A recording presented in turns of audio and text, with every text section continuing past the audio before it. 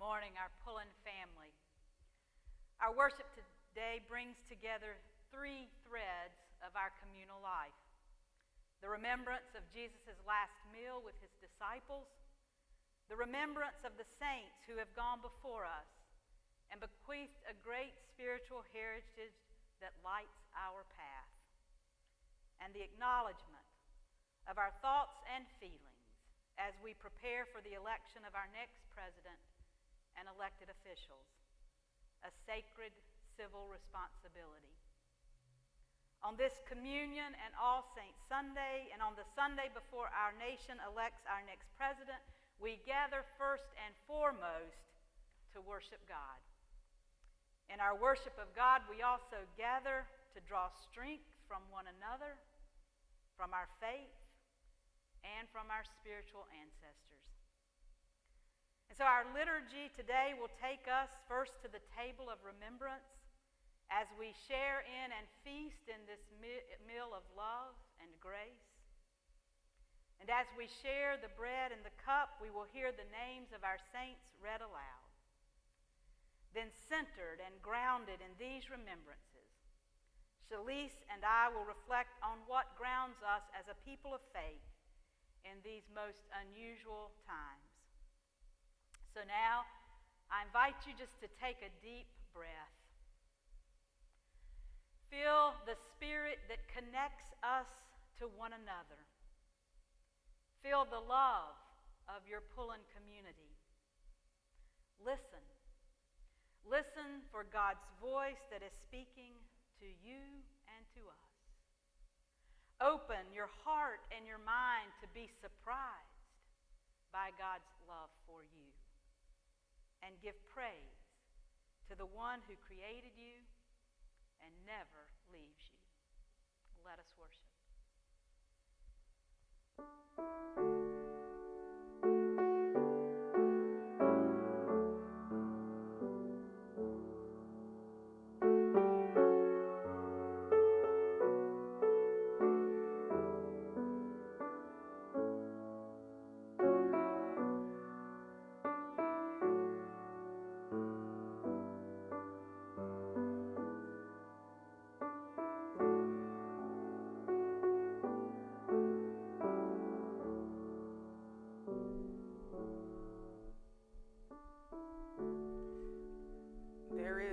Loaf, and we are one body connected throughout the generations.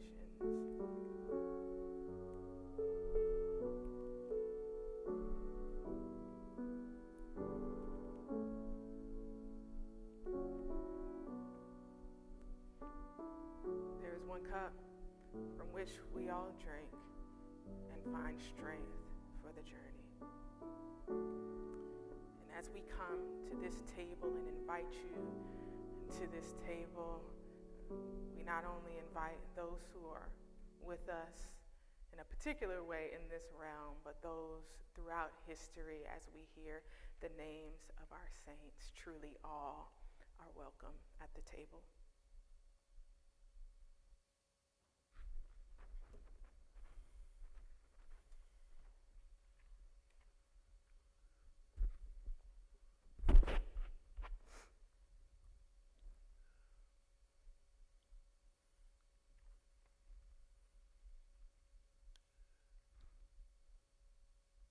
John David Adams, Carl Umblad, Beatrice Averill, Daniel S. Bagatelle, Vivian Pearson Bagatelle, Lucy Ann Wolfe Barnwell, Howard Bond, Ruth Bond, Roger Bond, Marilyn Brown, Tommy Brown, George Buckner, Robert Buckner, Sally Buckner, Brian Avery Burdett, Robert Carlson, Deborah Cassell, Bernard Saborio, Ursula Tutsi Saborio, William Cheatham, Zach Cox, Frankie Bridges Crumpler, Bobby Cunningham, Fran Cunningham, James Dunlap, James Dunn, Bill Ellington, Bernie Ellis, Fiore Fabrizio, Connie Fabrizio, Lowell Fuster, W. Finlater, George Floyd, Robert Seabram Foster Sr., Robert Seabram Foster Jr., Gertrude Trudy Mary Fox, Leo Joseph Fox, John Owen Franklin, Dan Gallimore, Mason Gash, Grady Golston, Tony Golston, Joe Golston, Joyce Gorley, Celia Elizabeth Grady, Elizabeth Munns Grady, Beth Har, Omax Hare, Halloween Hare, Mary Beth Hall, Gary Hammond, Donald Hammond, Jacqueline Hand, Lynn Harmon, Barry Hockey, Norman Hilscher, Von Sil Hilscher, William Lawrence Larry Heifel, Pat Hilleman, Ernest Hobbs, Carolyn Hobgood, Philip Hodge, Oscar Holcomb, Geraldine Hollywood, Carl C. Hughes, Lucille Jacobs, B. H. Gerard, Floyd Gerard, Phyllis Johnson, Josh Jordan, Buddy Jordan, Ruth Kemp, Genevieve Keeby, Rollin Keeby, David Colangelo, Georgia Knight, Cynthia Coombs, Ellen Earl Lee, Ella Lee, Ernest Eugene Lee, Phil Letzinger, Mike Levi, Vernell Long, Rosemary Mangum, Ricky Martin, Beth McAllister, Jack McCraw, Lavita McCraw, Ernest Miller, Emily Miller, Shirley Arena Murray, Alan Neely, Virginia Neely, Ann Thomas Neal, David Nixon, Nancy Nixon, Margaret Nobert, Ann Nolan, Martha Nolan, Peg Norris, Gustavo Perrahone, Bill Patterson, Clifton Purdue, Jack Porter, Jean Price, Betty Roach, Richard Chuck Rogers, John Rogers, Anne Romaine, Lucille Moraine, Floyd Walton Roper, Miriam Holloway Roper, Pamela Rush, Patricia Schofield, Judith Schoonover, Robert Seymour, Diane Shelton, Joe Shelton, Elsie Smith, Myra Smith, Jack Smith, Ulysses Van Spiva, Marty Stanley, Mike Stanley, Donna Steely, Bonnie Stone, Ed Sumter, Cavett Taff, Mabel Tamsberg, Brianna Taylor, Polly Teeter. Janine Trail, Ruth Turk, David Underwood, Mary Gail Walker, Ernest Ward, May Ward, Betty Jenkins Washburn, Patty Watson, Doug Waterson, Judy Westbrook, Hannah Ruth Farmer Whaley, Doris White, Isaac Wicker, Judy Wilson Williams, David Wilson, James Earl Wilson, Susan Tamsberg Wise, Linda Wood, Dave Wood, Janet McNeil Watson Ziegler, Tim Zerlina, Joe Shelton. God rest their souls.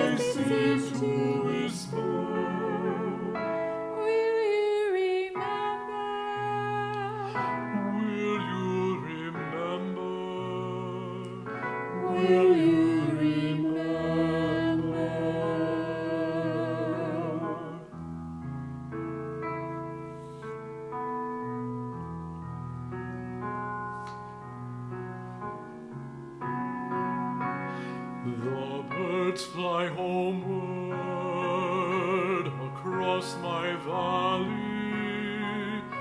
toward the mountains all white with snow. The birds are gone now, the mountain snows have melted, but still I see their beauty.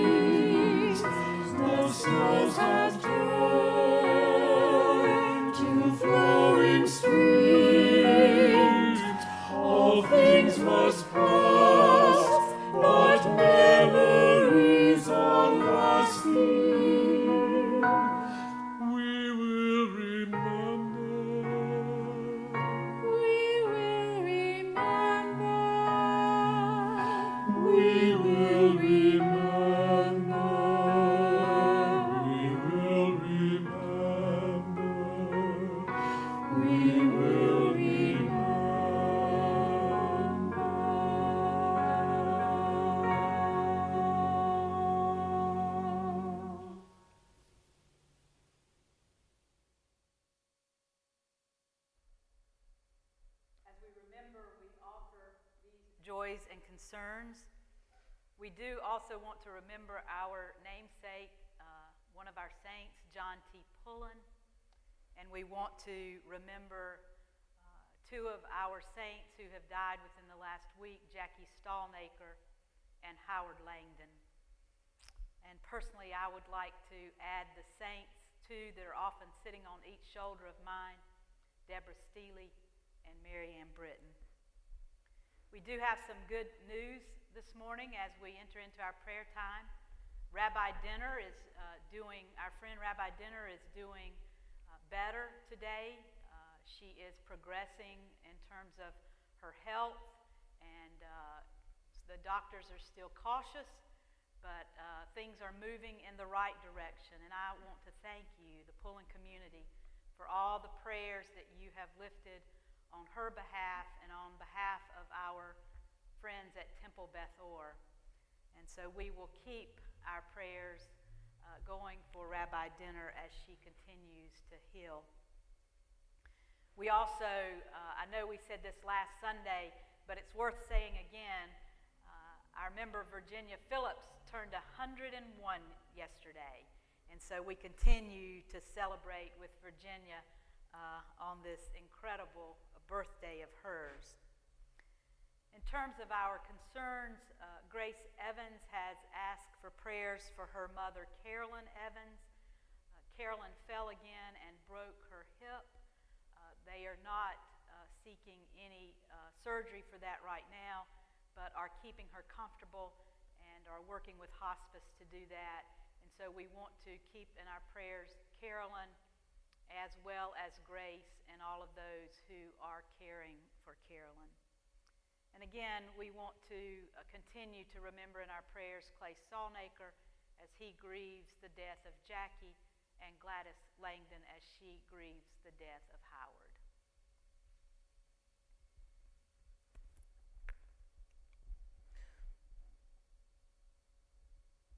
Oh God, our help in ages past, our hope for years to come, shelter from the stormy blast, and our eternal home, we are grateful this day for the legacy of those who have come before us, for those who have paved the way and made an impact in this world that we feel, we see, and we remember.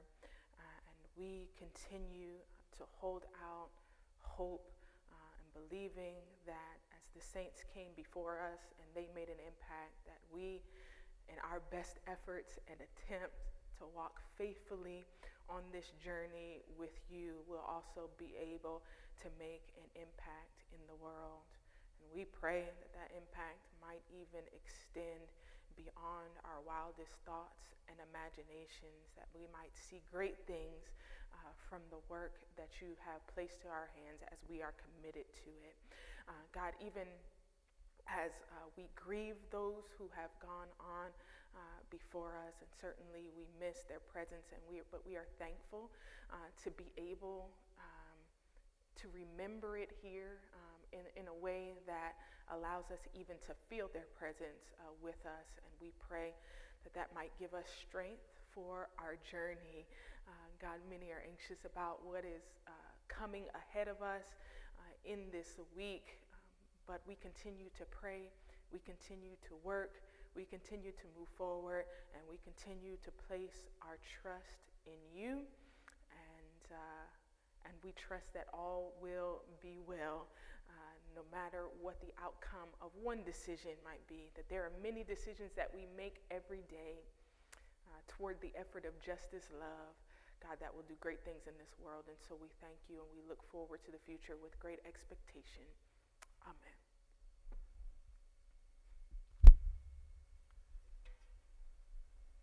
Paul writes in 1 Corinthians these words, "For now we see in a mirror dimly, but then we will see face to face. Now I know only in part, then I will know fully, even as I have been fully known." So what grounds us in these most unusual times? That is the question that Shalise and I would like to explore this morning with you, at least from our perspective. We gather on the precipice of one of the most historical presidential elections of our lifetime. From all outward signs, our country is divided. Our societal institutions are facing major reforms if they're going to remain a strong thread in our nation's fabric. Communities are struggling to take care of one another amid a pandemic that seems to worsen day by day. And families are having to rethink and reprioritize the structure of their lives and days. It seems that there is a dismantling or a turning from the way things have been and are to what will be more sustainable, more just, more loving for the path ahead for our nation. Even though these are and have been anxious and worrisome days, I imagine on some level all of us are feeling or having that knowing inside that things are, in Bob Dylan's words, a-changin'. There is no going back to some formal normal. There is only our path forward. So how do we live in these times as we move forward? How do we get through the next 2 days? And then the next 2 days, and the next 20 days, and the next 200 days, and the next 2 years? What resonates with us about how to live, and not just to live and survive, Shalise, but to thrive in these days? Some tell us and say, what a time it is to be alive. What a time it is to be alive. So I, along with Shalise, have been thinking about what our faith says to us about this time and what it actually means to be alive and awake and rising up in this time. Well, it seems to me that while our faith, Shalise, might understand our worry and anxiety, it actually calls us to live out trust and faith and encouragement. And while our faith definitely speaks to our fear and our despair, it calls us to live out courage and hope. And while our faith acknowledges our very human tendencies toward judgment and vengeance, oh my, it calls us to live forgiveness and mercy and compassion and love. And so the question that I've been asking myself during these last 4 years, and the question that I'm asking myself as I prepare for this Tuesday and the days beyond this Tuesday, is this: who do I want to be in this world? And how do I want to live in this world? In relationship to myself and to others and to God. Over and over, I keep coming back to Paul's words to the people of Corinth. In that beautiful chapter on love, Paul writes these words that I spoke at the beginning. For now we see in a mirror dimly, but then we will see face to face. Now I know only in part. Then I will fully know, even as I have been fully known. Oddly, the comforting part of this text to me is not the part about the then. Then we will see face to face. Then, Shalise, I will know fully. No, the comforting part actually to me is the part that says now we see dimly. And now we know only in part. Don't get me wrong. I try my best every day to see clearly what God is showing me, what my faith wants me to see that shows me how to live. And I try my best daily to live in the fullness of knowing what God and my faith desires and expects of me. And yet, I crave this longing to live from a place of acceptance that at best is a place where I see dimly and know only in part. I crave this place, Shalise, because when I can live from that place, I feel more open and more alive within my heart and soul to grow and to transform and to allow God and the Spirit and love to keep revealing and unfolding hope and truth and forgiveness and grace. To see dimly, to know in part means that I have more living to do, more to discover, and more to experience. And that's how I want to meet this moment in time and the future moments in time. I want to be able to proclaim in all times, whether those are times of great hope or deep despair, that it is indeed a great time to be alive. That there is always a turning.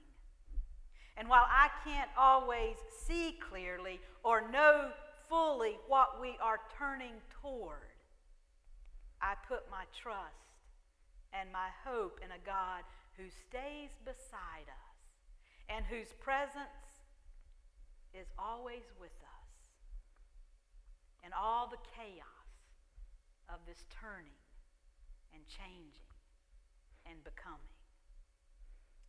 And so, Shalise, I want to leave you with this image. You know how right now we're seeing and we're entering into a season of barrenness. The leaves are beginning to fall off the trees.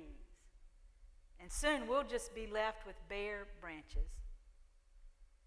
But what we can't see are the buds that are already forming on those branches that in a different season will bloom and burst forth with new life. We really can't see those tiny buds right now. We can't even know fully that they're there. But we have this promise.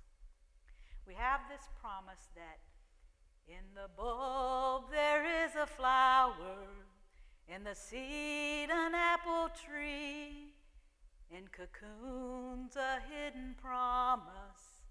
Butterflies will soon be free. In the cold and snow of winter, there's a spring that waits to be unrevealed until its season, something God alone can see. Today, we can't know how things will turn out this Tuesday or the next Tuesday or the next. Today we see dimly, and we know only in part. We can know, though. We can know who we want to be and how we want to live in this world today and the next day and the next day. And although from day to day we see dimly and know in part, our faith calls us to keep turning toward love, toward love, toward love. Thank you, Nancy. I appreciate that repetition at the end. And that word toward is one that I think I definitely hold on to when I think of, how does my faith ground me in this moment. Maybe in the summer, some on the staff, you and others started talking about how people might need support around the election. And it actually came as a little bit of a surprise to me. I'm like, but it cued me into the fact that people are anxious about it, and it was something that I was somewhat unaware of, just because I don't have any anxiety about what will happen, and I think that is because I feel like I'm grounded in something that is much deeper, more enduring, eternal, I might even say, certainly more enduring than this democracy. And so the scripture that kept rising up as we look towards this election, but also in the midst of All Saints' Day, comes from Hebrews 12, the first verse in that chapter. Since we are surrounded by so great a cloud of witnesses, and then it says some other stuff, and then it says, let us run with endurance the race that is set before us. That image of the cloud of witnesses is an image that is extremely grounding for me. That verse begins with a conjunction that connects it to the previous chapter that is often called the Hall of Faith, where it lists all these people of faith, from Abraham and Moses and Rahab to the children of Israel as a collective who, through their faith, were able to move toward liberation, even though it took them through an uncertain path of the Red Sea. And so I feel very grounded in that what we are moving toward did not begin with us. Like, people have been working on this for a long time, and it will not end with us, and it will not, this momentum will not be stopped by an election on Tuesday or the results of it. That we've been moving so long, and there is so much collective momentum that nothing will be able to stop it. Now, the results of that election might determine our strategy, or might determine a kind of way that we are moved, or even fuel a certain motivation to move purposefully, but nothing is going to stop that movement. And so I'm encouraged then, and I'm not worried about what will happen, because my faith, especially as I look through the Hebrew scriptures and the account of the people of Israel with God, I see that we have constantly been moving, and that people moving purposefully together with God are so much more powerful than any one person that might be elected to a particular seat of power. So I'm encouraged to keep moving. Now, you know, scripture tells us to be encouraged because it knows that we get discouraged. And so, you know, are we discouraged sometimes? Am I discouraged? Yes, absolutely. But I think one of the things that I want to guard us against, even for those who are anxious, because this is no condemnation. I'm anxious because I'm not, right? But if you're anxious, you're anxious. It is what it is.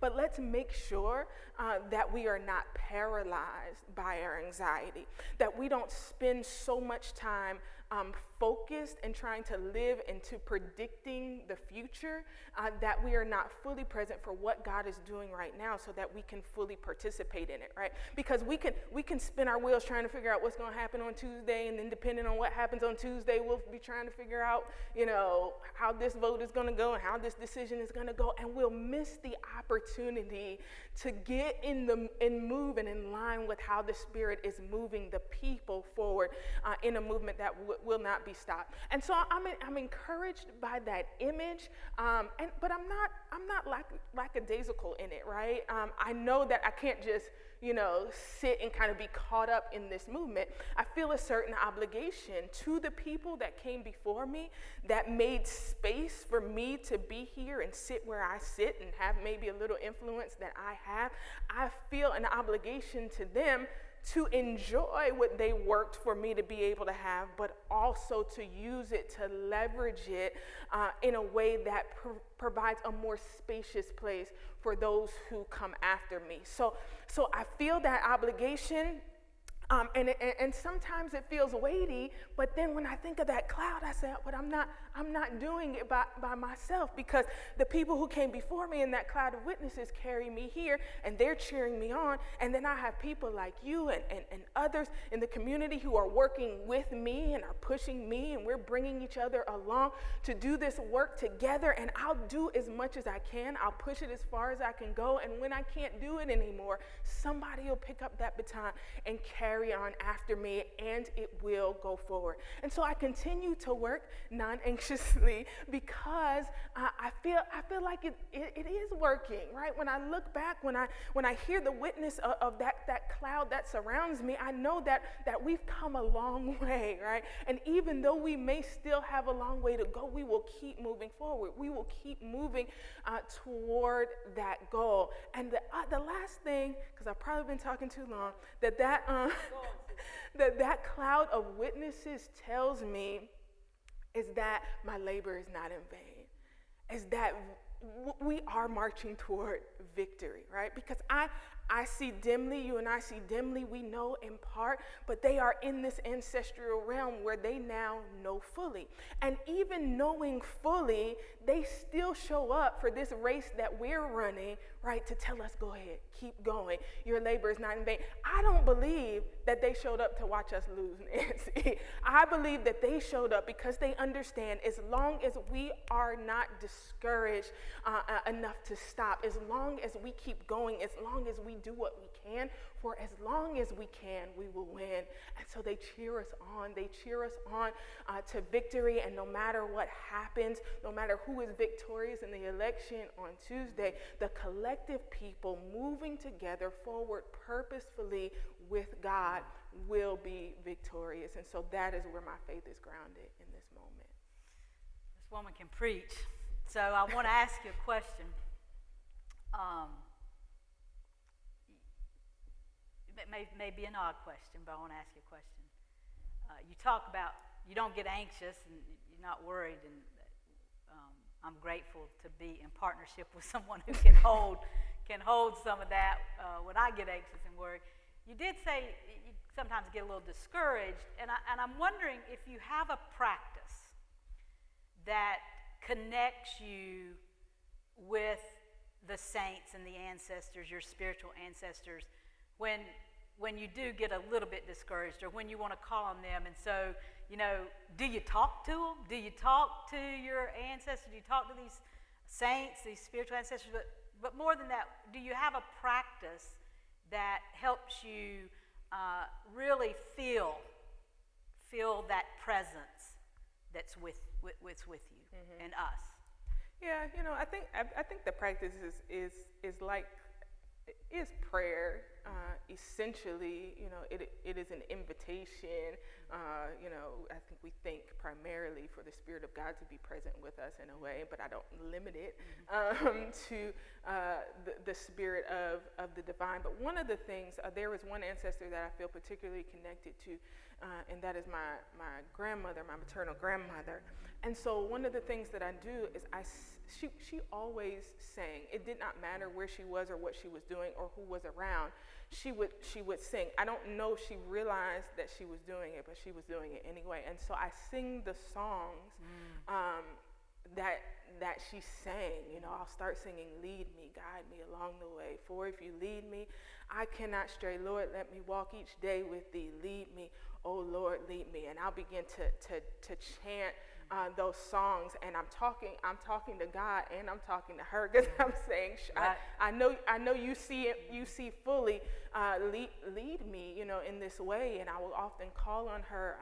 I was talking to her the other day, and I said, I know your strength. I saw it in you. I saw the way, you struggled to bring your family, to try to bring your family out of poverty. I've seen it in my mother. I know that there is a strength that lies in the women in my family, and I think I need some of that strength, and so I need you to pull back. And I don't know where you got it from, but you know them, and so you tell them to come on and help me with this too. Yeah. But yeah, that practice of singing, like literally like walking in my grandmother's footsteps in the way that she was in the world, helps me to be connected, and I begin to remember some of the things that she struggled through and pushed through, and I feel encouraged to know that the things that I'm facing, I'll be able to push through as well. Yeah. One other question, you talked about how we pick up this work of liberation that our spiritual ancestors gave sacrifice for, gave their time to and for, in their faith. What do you see as that liberation work for us today, Shalise? Like, how would you describe that liberation work that we have been bequeathed and now is ours to carry in our times right now? Yeah.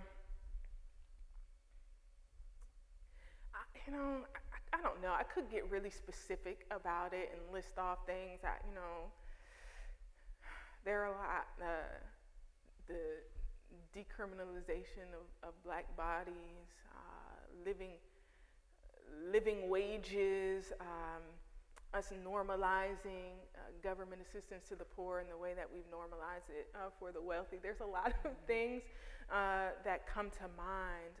Access, reckoning with our past, reckoning with the fact that the privileges that some of us enjoy are not privileges that we have simply because the amount and effort of work that we were willing to put in, because of systems that were structured for certain people to win. And so I think all those things are a part of the work of liberation that we must take up. For some reason, the words of Nina Simone are coming up for me right now. She said, somebody asked, what does it mean to be free? Because she would sing about it.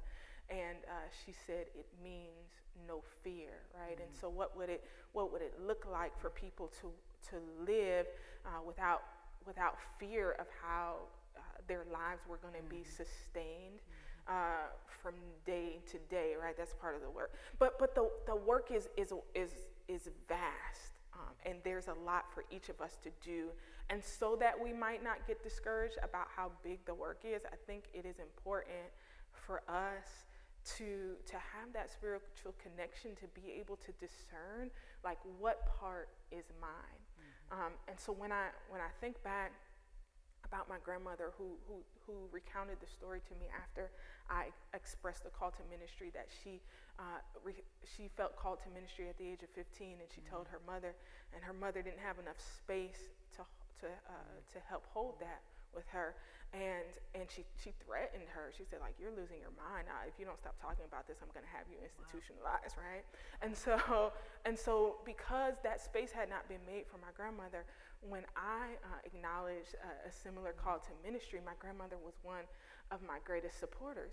Now, I sit in a place because of her and other women who came before me that made space for me, that gives me a little room to move, right? And so I have a voice in religious spaces and to religious people that I think can speak to a liberation that can free us to do the kinds of things that we need to do in the world. I was just yesterday, I heard an ad that is using religious language. This is a political ad using religious language to intimidate, like literally with the fear of hell, right? Black people in particular, to sway them from voting a certain way, right? And in those spaces, I say I need to be helping liberate people from that kind of fear that makes them feel like they can't pursue what they feel is right and even best for humanity because an angry God might condemn them to hell, right? And so that is a part of my journey. And so I try to speak it. And sometimes people say, well, why did you have to say that? Why did you have to be so specific? Why did you have to push it so hard? Because somebody threatened to institutionalize my grandmother if she spoke on these kind of platforms. But I've been given the space, so I got to push it as far as I go. And so everybody has some work of liberation that is theirs to do, right? right? And if I feel like I have to do it all, I'm overwhelmed. But if I realize that I have strength from my ancestors, that they made space for me to be here, I can do this part because I'm not even facing some of the things that they had to face. And so we got to figure out which part is ours, and we got to do it to the best of our ability, push it to the limit. Keep pushing. Yeah. So this is, you know, I was fascinated. I wasn't expecting that part about finding comfort in the dimness, because I think, you know, as you acknowledge, we expect most people find comfort in the knowing and being able to see. So I'm wondering, like, have you experienced some things in life, or have you observed some things in life that allow you to find comfort in that not knowing? Yeah. It's a great question. I think it's just, for me, the comfort comes in the awareness that seeing clearly and knowing fully is not a requirement for faithfulness. I remember I was at a preaching conference years ago, and it was Walter Brueggemann. He was actually retiring. It was the last preachers' conference that he was doing. He stood up at the podium and he read this psalm, and I don't remember which psalm it was that he read, but as soon as he finished, he closed the Bible and he said, God doesn't call us to be successful. God calls us to be faithful. And I just remember this weight. It just felt like this weight fell off of my shoulders, because I was young then and I was like, I got to be successful, you know. And it was such a pastoral gift and pastoral moment for him to say that to this room full of preachers. And I kind of hear Paul's words a little bit like that, that we don't have to see clearly all the time and know fully all the time to be faithful. And it's like you said, we as individuals can't carry everything. And so that's the beauty of community. That's the beauty of we're in this work of liberation together. What I can't see clearly, you can maybe see clearly. What you can't know more fully, maybe I have a little bit more to add to that. And so that's so comforting to me, that to actually feel and know that in this human body on this earth, I don't have to get it all right. I don't have to see it all clearly. And I think, you know, I was thinking about, is there a moment there every day for me? And I was actually, you'll understand this, haven't been able to think much of the past 48 hours, much more than about my friend Lucy. And, you know, these past 48 hours have been an intense time of seeing dimly and not knowing clearly if my friend was going to make it. And what that did for me, Shalise, was it opened up space for me to be more present to God and to Lucy in some ways, to channel my energy to loving her and praying for her, and you know, not knowing the outcome, not knowing what was going to happen to my friend, opened something up in me to live into that vulnerability, to trust God on a level that I don't know that I would trust God if I could see clearly or know fully. I would like rely on myself in that. And so yeah, that's where I get the comfort in knowing that I don't carry all that seeing and knowing. I don't have to carry that to be faithful, that I partner with you and with this congregation in us all coming together to see and know more clearly and more fully. Yeah. That gives me great comfort. Yeah, I feel it as you talk about it.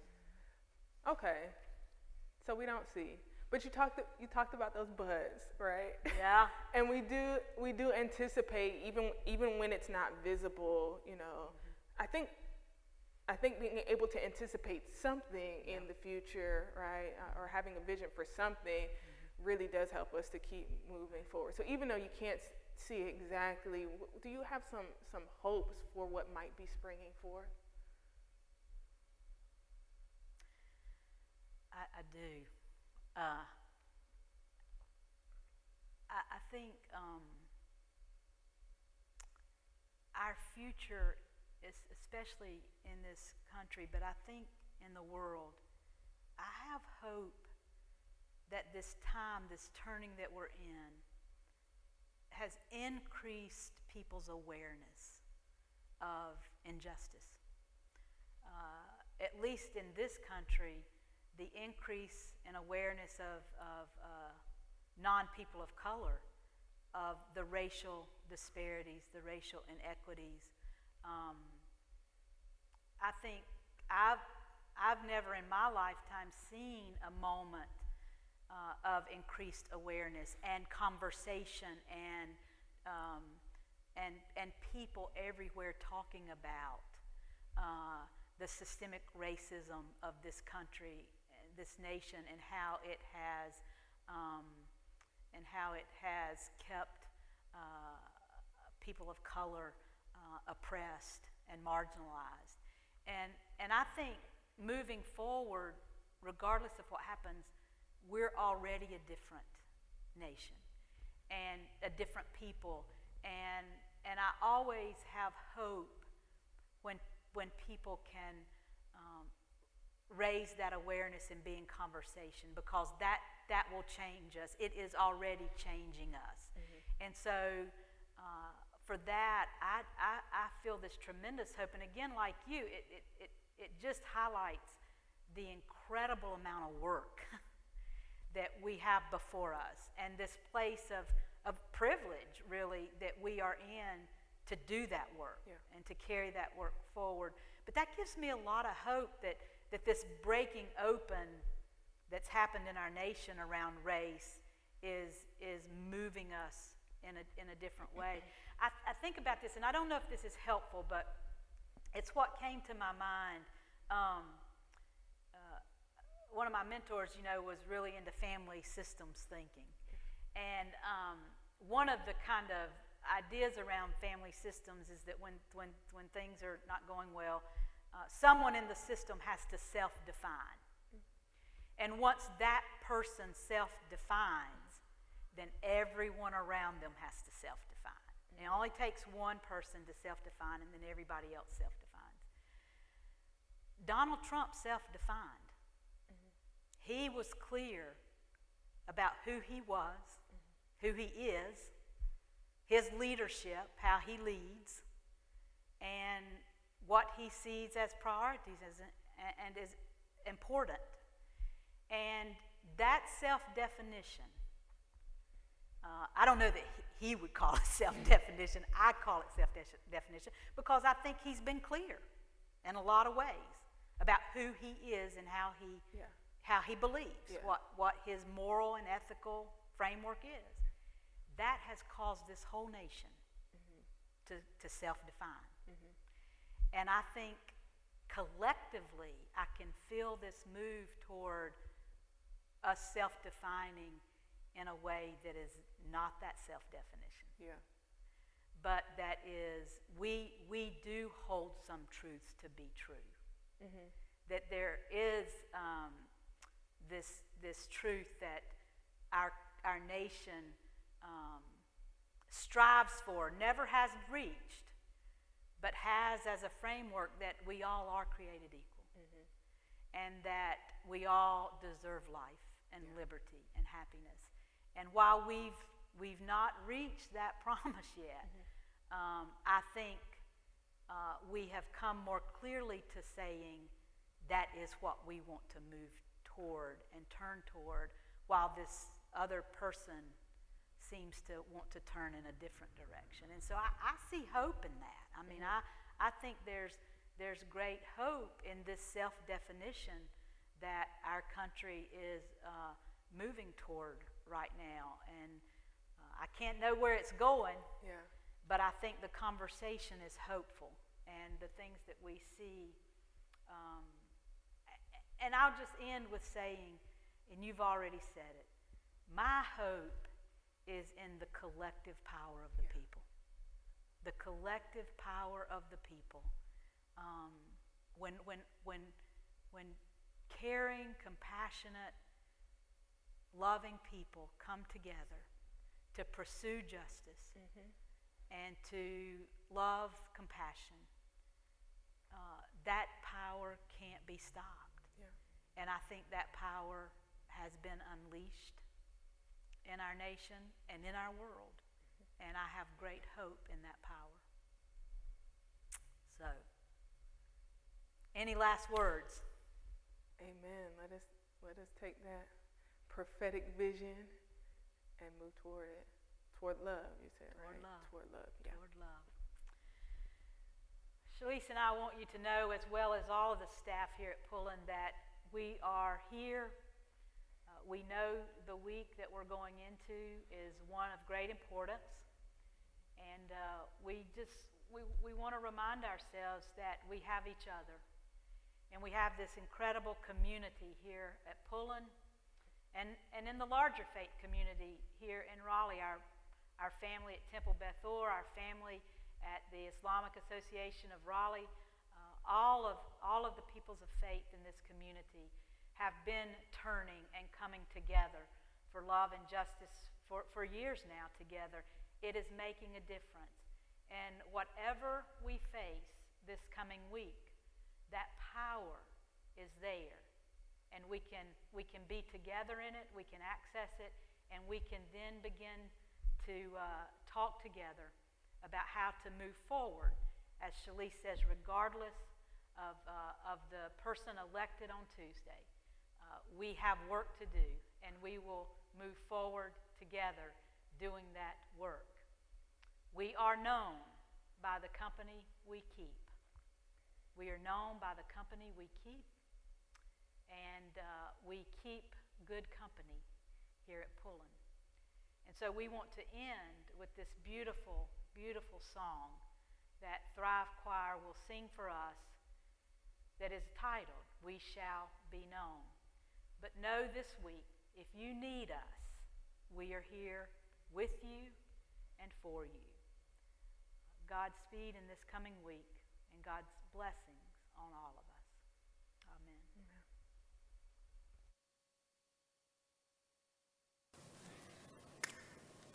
We shall be known by the company we keep, by the ones who circle round to tend these fires.